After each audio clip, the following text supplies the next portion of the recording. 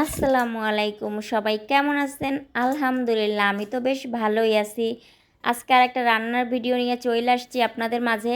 এই দেখেন, প্রথমেই কিন্তু বরিশালের ট্যাংরা মাছ নিয়ে এনেছি। মানে বরিশালের ভাষায় এই মাছটাকে বলে ট্যাংরা মাছ। কোন জেলায় এই মাছটাকে কী নামে পরিচিত অবশ্যই কিন্তু কমেন্ট করে আমাকে জানাইবেন। আর আমার তো জানার কথা না, তাই আমি বলতে পারলাম না কোন জেলায় কী বলে। মাছটারে কিন্তু আমি ভালো কইরা কাইটা ধুইয়া নিছি। তারপর মাখানোর জন্য হলুদ, লবণ, জিরার গুঁড়া, মরিচের গুঁড়া আর শেষে কিন্তু আমি অল্প একটু আটা দিয়ে নিছি। এই আটাটা দিয়া মাখার কারণে মাছটা কিন্তু খুবই মুচমুচে হবে। এই গোপন টিপসটা কে কে জানতেন অবশ্যই কিন্তু জানাবেন। আর আমার থেকে কে কে শিখলেন তাও কিন্তু কমেন্ট করে জানাবেন। তারপর কিন্তু কড়াইতে আমি সয়াবিন তেল দিয়ে নিছি। আর ডুবা তেলে কিন্তু মাছটা আমি ভাজতেছি। যেহেতু মাছটা মুচমুচে করে ভাজবো সেজন্য অবশ্যই তো ডুবা তেল দিতেই হবে। আমি কিন্তু এভাবে করে মাছগুলো ভাইজা নিতেছি। একভাবে ভাজা হয়ে গেছে আর বাকিগুলোও কিন্তু আমি এভাবে ভাইজা নেব। এই ট্যাংরা মাছগুলো কিন্তু খাইতে বেশ ভালো লাগে। এই ট্যাংরা মাছ দিয়ে আপনারা কিন্তু বিভিন্ন ধরনের তরকারির সাথেও খাইতে পারেন, যেমন মূলার সাথে খাইতে পারেন, সিম আলুর সাথে খাইতে পারেন। তারপর মানে কি বলবো, শুধু আলু লম্বা লম্বা করে কাইটা খাইতে পারেন, কুমড়ো দিয়ে খাইতে পারেন, এরকমভাবে বা খালিও খাইতে পারেন।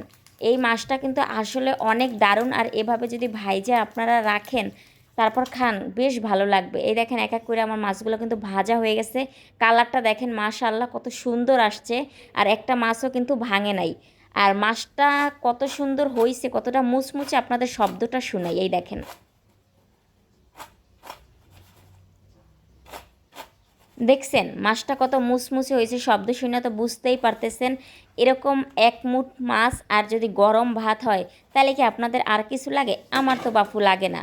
যাই হোক, তারপর এখন কুমড়া ভাজার জন্য বলের মধ্যে কুমড়া নিয়ে নিলাম। কুমড়াটা আতি কিন্তু ফালাই দেবেন কুমড়ার ভাজার সময়, নাহলে কিন্তু আতিটা পুইরা যাবে, কুমড়াটা ভাজা হবে না ভালোভাবে। তারপরে লবণ আর হলুদ দিয়ে আমি কিন্তু কুমড়াটারে মাখাইয়া নিছি। তারপর ওই যে মাছ ভাজা তেলের মধ্যেই কিন্তু আমি এক এক করে কুমড়াগুলো ভাজতে দিয়ে দিছি। কুমড়াগুলোও ডুবা তেলে ভাইজা নেব আজকে। আজকে যেহেতু মাছগুলোও ডুবা তেলে ভাজছি, তাই কুমড়াগুলোও ডুবা তেলে ভাইজা নিতেছি। আজকে এই কুমড়া ভাজা আর মাছ ভাজা আমি কিন্তু ঝোলে দেব না, মানে আলাদা মশলা কষাই তার মধ্যে কিন্তু দেব না। আজকে গরম ভাতের সাথে এই ট্যাংরা মাছ ভাজা আর ডুবা তেলে এই কুমড়া ভাজা, আর সাথে তো আজকে থাকবে মুগের ডাল। এই দিয়ে আজকে দুপুরের খাবারটা একদম জমজমাট হয়ে যাবে। কারা কারা এরকম খাবার পছন্দ করেন অবশ্যই কিন্তু কমেন্ট করে জানাবেন। মাঝে মাঝে কিন্তু হালকা খাবারও অনেক দারুণ লাগে খেতে।